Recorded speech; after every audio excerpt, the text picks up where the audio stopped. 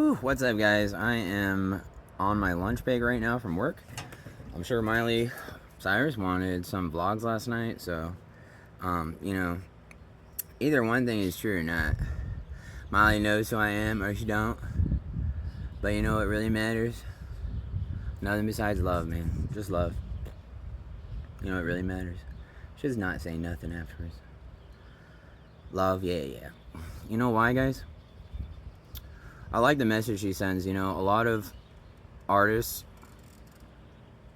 it's all about sending a message. Like, for example, Matthew Kelly wrote a book. This Australian guy that I like a lot. And I don't remember what book it was. I think it was like just one of his earlier ones, perhaps from maybe 10 years ago. And it talked about the idea of, the importance in your life is the ability to send a message. I feel like with a lot of Miley's music, she's taken the opportunity of her fame and platform to be able to send positive messages and uplifting things. If you pay attention to the words that she selected for her lyrics, she has taken the opportunity to, I think, spread positivity and an attitude of, free willingness under God, really. Because for me, the connection that she's made throughout her whole career has a lot to do with freedom, love, happiness. She doesn't spread proselytizing, talk about religion. And as far as I know, she's all about having a good time, which is what God's all about too. God's all about freedom. The yoke of the Catholic faith, for example, and I think it's interesting, people struggle with sin and getting caught up in sin where, in the Buddhist religion, they call it samsara, which I think is quite accurate. And the Catholic faith recognizes the same thing too. For example, we believe that once you break free from sin, and I'm sure different priests have termed this differently, but once you break free from sin, then you are able to fulfill the plans, not only the plans that God has for you, but the awakeness, the heart and the mind that belong to God, right? So really what's keeping you from becoming the best version of yourself is sin. And you know what? I have an interesting observation about this, sin is interesting as far as the proportion and ratio that sin has to everything else in reality and existence. For example, life is so limitless. There are a trillion things that you can do, the highest number possible. Sin is only a few things, compared to our existence. It's kind of like carrying a 5-inch blade. You'd think that there's, a lot of places, but in Texas, for example, you can only not carry a 5-inch blade in some interestingly selected zones by the government, right? So, for example, you cannot go to a lot of the places that you can't carry a 5-inch blade, it's not places that you would necessarily think about, but any government office, any school zone, no matter what it is, really, college campus, and then also I think airports and bars, that are over 51% or 50%. So it's the same thing with sin. Out of the quadrillion things that you can do in life, take for example building a fence and setting on fire and then taking the ashes to make a funeral pyre. That is a thing you can do, and sin is only really like 7 different things as compared to the million quadrillion things that you can do with your life. So you know why it's burdensome to do sin? It means that you're basically blind, still growing up, still held down, and you don't really realize that there's a million other things you can do, and it is such a waste of time. Out of all the lovely, wonderful, or not so light, bright things you can do in life, sin only accounts for like a few of them. So sin's not interesting, right? Let me correct myself here. But the topographical analysis, the numbers, as compared to reality and life and everything else, it's just like, why do people even bother themselves with sin, really? Well, there's a few reasons, but, once you break out of it, once you break out of the samsara, and my heart goes out to all men, that struggle with sexual diseases and infidelities and addiction and stuff like that.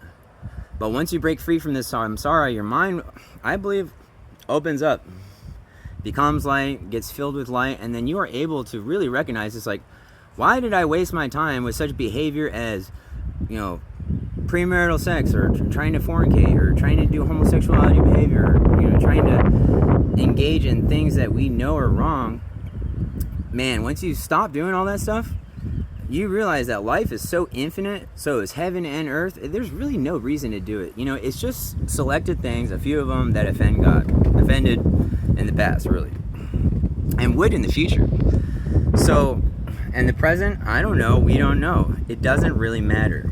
So, I just want you guys to know victory is withheld in the kingdom of heaven by St. Michael, Jesus dying for our sins, the Father in heaven looking over us, all the religions, you know, the world and everybody else recognize the Father in heaven, the one monotheistic God, really. The Buddhist religion, you know, the Hindu, the Bodhisattvas, all that stuff. You realize, understand, everybody across the religion and globe and everything else and everybody else all believe in one power, love, really, is what it boils down to. You get in a conversation with anybody and you ask them about really what's the ultimate force in the universe. Love. If you can't get them to admit love, they're blind. They know better. They know in your heart that what they're saying, that what you're saying is correct and right, but what's the word? Oh, they won't admit it to you, right? Okay, guys. Well, I just want you to know that I love you all very much, and that I hope you have a wonderful, wonderful, wonderful. Today is Domingo, so make sure you guys get to church. Stop sinning. You know, compared to all the trillion, quadrillion, fillion things you could do, just don't do it. I'm not here to tell you what to do, but, you know, I am here also for the saving grace of the outward force that looks over and after souls. The anti-fraud force, the anti-fraudulent force in the universe is what I care about and align myself with. And I see and understand that every creed matched in religion all follows the same thing, even if we don't have the terms to it, or haven't come to Jesus Christ, or know the Lord, you know, as Jesus, or the Father, or the Holy Spirit. Right? So I love you guys, and you know, I'm here to encourage you. And I know, and I struggled so hard with sin. You know, I firmly believe that there's really two different types of people in this world. And is that correct? I mean, shoot. Let me rephrase that. I don't like that right now.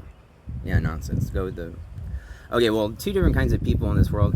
You know, it's just like for a baby, an infant, to get to their elder years, I believe that some people have good hearts, less faults from the start.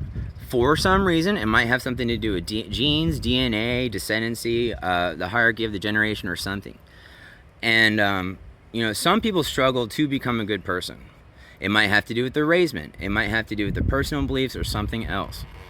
But for me, I struggled to become a good person, a better person. There was a lot of traps in my life. I had a lot of arrogance. You know, I would say that first. And then there was a lot of traps, a lot of deceptions, and pitfalls that I fell into. So, you know, but I've met other guys, and mostly a lot of the women I've met in life have been angels. It's just kind of hard to attest to. Like that one, she's so high above me, you know. I think a lot of guys kind of believe and jive with it. But, you know, as far as men that I've met in my life, you know, there are some men that I've come across. It's just like, wow, you can see their heart and you just know it's contrite, humble. They've seldom been angry in their life. They're amiable and loving, willing to work with other people. And it's just like you can tell that this person's not stressful. There's no lack of virtue. They're not impatient. And you're just like, dang, this guy has a really good heart. You know, people that are younger than me, you know, 20 years old, 18, they're kind and gentle. And then, and so it's like to overcome that samsara and to overcome this, it's easier for them, right? That's interesting to me. And you know what? I would actually refer to the Bible here to back me up, because there was that time that Jesus kind of recognized one of his disciples out of the group. I think it was Brother James. I can't remember if that's 100% accurate. But, and I don't like quoting Jesus unless I have the actual verse in front of me. So I could grab my Bible, but it's in the gospel. But let me just do it without a quote. I'll say Jesus pulled someone aside. I believe he had him step forward or something in front of the whole disciples. He didn't pull him aside. And then he recognized that disciple out of all the group of his disciples. He said, look at this, you know, he is such a nice, let me not quote it, excuse me. But he raised up this disciple out of all the group. He basically indicated that this person was kind of nicer. And the heart, which begets the mind, right? Different than the others. And, that's something that I've noticed in life, too. Some guys are just really nice, So, good for them is why it's easier for them to get to heaven. Maybe they can pave the way for us and teach us how to have virtue and how to acquire virtue. Really a goal in life. So, once again, I'll talk more about myself at a later time. But I just think that's interesting, you guys. And I think a lot of people could, sympathize with that sort of observation in life. That, different people, when they're a younger person, more mature, more experienced, but, really it's not based off of maturity, is it? Not age, that's for sure. Maturity is a good thing, though, but it's the heart, the kind heart. Wow, amazing, interesting, something to think about and know about. But, I wish you blessings, you men of the earth, that you're able to overcome your sexual desires, any infidelity that you may have.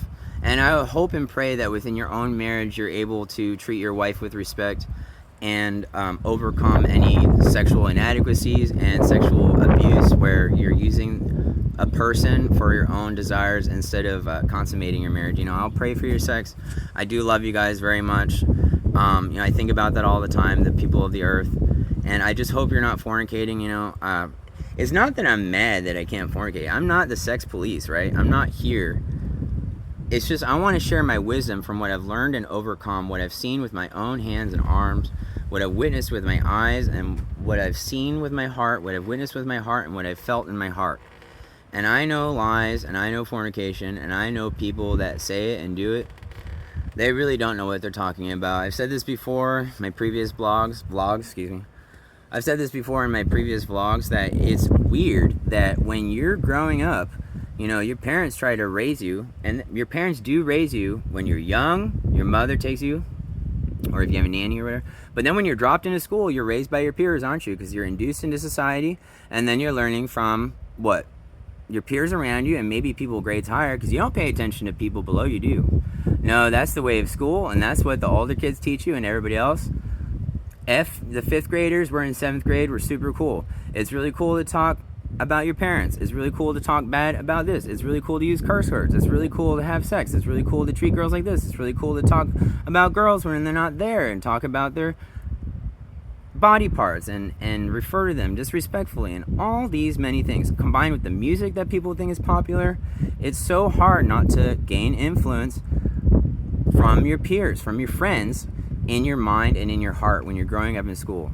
Your whole life you're just listening to kids and being raised by people that are like 7 years old when you're in 2nd grade. You're being raised by people that are 9 years old when they're in 4th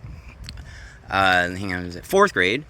And then you're being raised by people that are like, 13 years old and 14 when you're getting into high school, because you're paying more attention to your friends and your peers than you are your parents. So that is bad. That's terrible. And listen to that. Some people don't even have parents that counsel them correctly or would. I refer to Catholic priests. Not all Catholic priests are good. I believe that. I think there's been infiltration and people that are inadequate from the beginning in a certain way. Yeah. But, however, that's not my judgment. But the influence I've garnered, gained, learned, and used really has come from the light and illumination of people that were faithful, loving, and sacrificed for other people. They also had patience and incalculable virtue, very limited. I don't meet many people like that reveal it. Maybe it's a mistake to do so. The Bible says certain things about that. I won't quote it. However, guys, I love you, and I'm here to watch out for you. I'm not the sex police. I'm not mad at you or the world just because I can't have sex or won't have sex for the rest of my life. What it is that I'm learned and experienced in my past, in the past, and I know the future for myself and the rest of humanity, and I know it involves being able to outgrow our old ways that came from civilizations uncultured. Now that we've been baptized and we learned from Jesus, prophet, revolutionary, interesting, not just a prophet, interesting. He changed the way that people look at women, that people treat adultery. that people treat this and that and all these many things. You know, one of the reasons that I like to warn against fornication is that it removes, reduces, and strips away all the sin that you'll have, right? So if you propagate, proselytize, preach the ways of fornication, you're going to learn that if you had stopped that sin at the root, you would have gotten rid of all your sin and gone to heaven and knew you were going to go.